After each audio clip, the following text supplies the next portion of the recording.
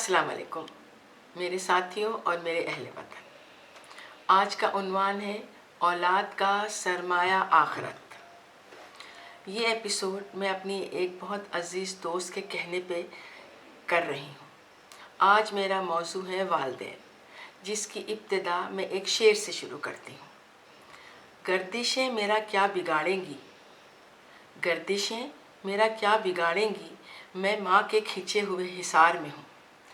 لاکھ گرد اپنے حفاظت کی لکیریں کھینچو، لاکھ گرد اپنے حفاظت کی لکیریں کھینچو، ایک بھی ان میں سے نہیں ماں کی دعاؤں جیسی، ایک بھی ان میں سے نہیں ماں کی دعاؤں جیسی۔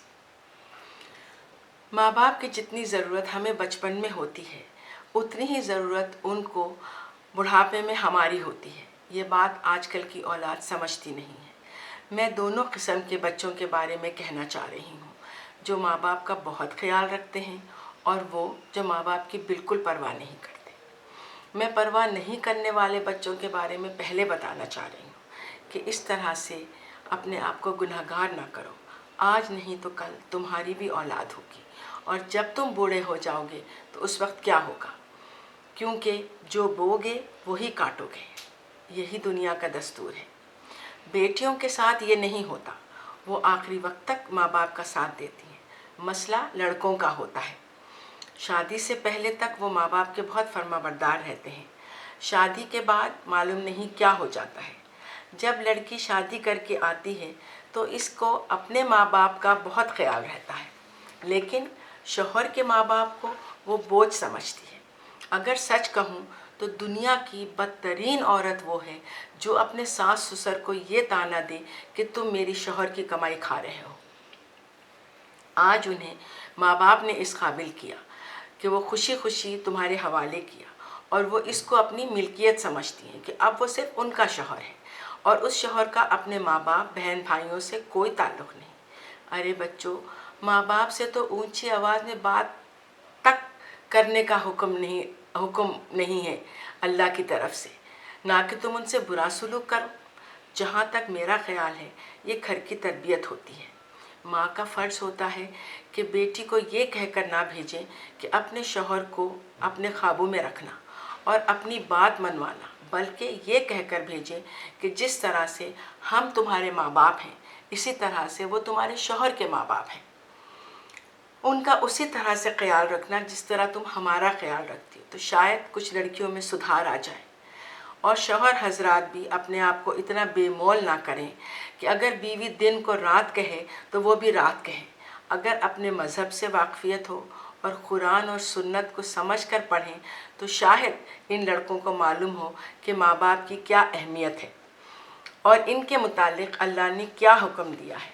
سدا دنیا میں نہیں رہنا ہے، آخرت بھی آئے گی، وہاں کیا جواب دیں گے۔ اس وقت بیوی کا پلو پکڑ کر نہیں کھڑے رہ سکیں گے۔ اب میں آتی ہوں ان لڑکوں کی طرف جو ماں باپ بہن بھائیوں کی پرواہ کرتے ہیں۔ ان کے ماں باپ کی تربیت ایسی ہوتی ہے، پھر گھر کا ماحول اور گھر میں اپنے ماں باپ کو دیکھتے ہیں کس طرح دادا دادی کی عزت اور پیار کرتے ہیں، اور گھر میں کتنا سکون ہے، سب محبت سے رہتے ہیں، ایک دوسرے کی عزت کرتے ہیں۔ تو اس طرح کے ماحول سے نکلنے والے لڑکے اور لڑکیاں اپنے گھر کو بھی جنت ہی بناتے ہیں۔ میں اپنے ایک جاننے والے بیٹے کی مثال دیتی ہوں۔ اس کی ماں بیمار ہوئی، اور ایسی ہوئی کہ کچھ ہوش نہیں رہتا تھا، بلکہ اتنا بھی ہوش نہیں تھا کہ حاجت کے لیے باتھ روم جانا چاہیے وہ بستر پر یا کمرے میں کر لیتی تھی۔ پیمپر باندھو تو اتار کر پھینک دیتی تھی۔ کوئی بھی نوکر اس چیز کی صفائی کے لیے تیار نہیں ہوتی۔ وہ بیٹا اور اس کی بیوی دونوں نوکری کرتے تھے۔ اس فرما بردار بیٹے نے اپنی نوکری چھوڑ دی اور صرف ماں کی خدمت میں لگا رہتا تھا۔ ماں کو، ان کے بستر کو اور ان کے کمرے کو خود صاف کرتا۔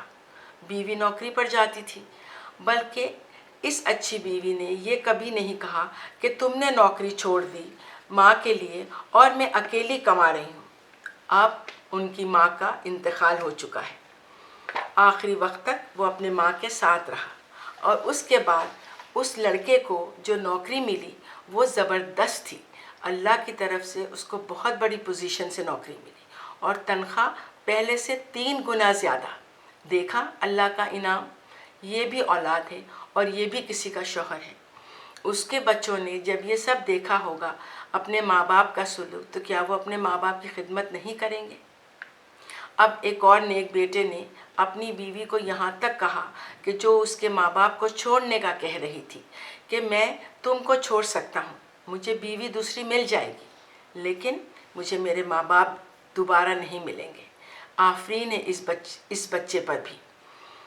میں ہر لڑکے اور لڑکی سے یہی کہوں گی کہ جس طرح آپ بچپن میں ضد کرتے تھے اور آپ کی ضدیں پوری ہوتی تھیں، اسی طرح بڑھاپے میں بھی ماں باپ بچے بن جاتے ہیں، اور جس طرح انہوں نے آپ کی ہر بات برداشت کی، آپ کو بھی یہی کرنا ہے۔ کل آپ پر بھی وقت آئے گا، آپ بھی بوڑھے ہو جائیں گے، اس وقت کیا آپ کی اولاد آپ کی خدمت کرے گی؟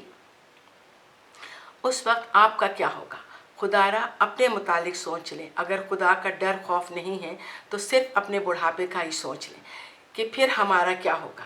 جیسے ایک بیوی نے شوہر کے پیچھے پڑ کر اپنے سسر کو اولڈ ہاؤس میں ڈلوا دیا، اور وہ ناخلف بیٹا بھی اپنی بیوی کی بات مان کر باپ کو اولڈ ہاؤس میں چھوڑ آیا۔ کبھی کبھی باپ کو پوچھنے جاتا تھا۔ کچھ دنوں بعد باپ کا آخری وقت آ گیا تو اولڈ ہاؤس والوں نے بیٹے کو فون کیا کہ تمہارے باپ کا آخری وقت ہے، آ جاؤ۔ تو بیٹے صاحب گئے تو باپ بالکل لبے دم تھا۔ بیٹے کو دیکھ کر اس کا ہاتھ پکڑ لیا اور کہا، بیٹا اب میں جا رہا ہوں، تم میرے بعد ایک کام کر دینا۔ بیٹے نے پوچھا، بتائیے۔ باپ نے کہا، اس اولڈ ہاؤس میں پنکھے لگوا دینا، یہاں اتنی گرمی ہوتی ہے کہ بیان سے باہر ہے۔ تو بیٹے کی آنکھ میں آنسو آ گئے، تو اس نے کہا کہ آپ تھے یہاں تو آپ نے کبھی نہیں کہا، اب آپ کہہ رہے ہیں جب آپ کا آخری وقت ہے۔ تو باپ نے روتے ہوئے جواب دیا کہ بیٹا، میں نے جیسے تیسے کر کے گزارا کر لیا، لیکن جب تمہارا بیٹا تم کو گھر سے نکال کر یہاں ڈال دے گا تو تم نہیں رہ سکو گے۔ مجھے تمہاری فکر ہو گئی ہے بیٹا۔ تو میری قوم کے بچوں، مرتے وقت بھی باپ کو اس نافرمان اولاد کی ہی فکر تھی۔ اب بھی سنبھل جاؤ، اب بھی وقت ہے، اپنے وقت کو برا ہونے سے بچا لو، اس سے خدا اور رسول بھی خوش اور تمہاری آخرت بھی سنور جائے گی۔ اور آخر میں یہ میں بھی بتا دوں کہ ہم بھی اپنے بیٹے کے ساتھ رہ رہے ہیں، ہم بہت خوش ہیں اور ذہنی سکون کے ساتھ ہیں۔ اپنے بچوں میں وقت کا پتہ ہی نہیں چلتا۔ اگر کسی کام کا ہم سوچتے ہیں تو ابھی ہم سوچتے ہیں اور ہمارا بیٹا ہمارا وہ کام کر جاتا ہے۔ اللہ میرے بچوں کو بہت نوازے اور ان کی اولاد کو بہت زیادہ سکھ دے، آمین۔ تب ہی تو میں سکون سے بیٹھ کر یہ ایپیسوڈ کر رہی ہوں۔ آپ سب سے بھی چاہ رہی ہوں کہ برائے مہربانی اپنے والدین کو خوش رکھیں۔ امید کہ میرا یہ ایپیسوڈ بیکار نہیں جائے گا۔